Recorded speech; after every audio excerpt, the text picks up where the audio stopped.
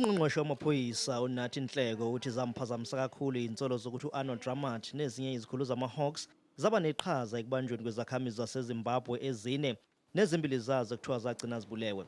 uNhleko uthi-ke bekufanele athathe izinyathelo ngalolu daba.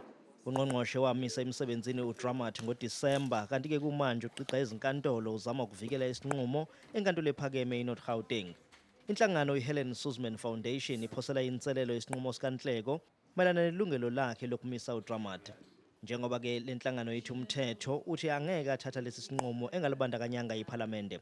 uDramat uthi-ke izinsolo ezibhekiswe kuyena imizamo yabathize abangcolisa igama lakhe futhi-ke umiswa njengoba-ke ephenya abantu abaphezulu.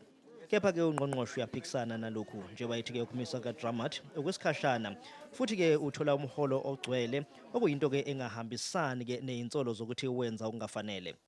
uNhleko-ke uselisukumele phezulu lolu daba nokukhombisa ukuthi uhulumeni ubonake lezi izinsolo zikaDramat njengezibucayi kakhulu.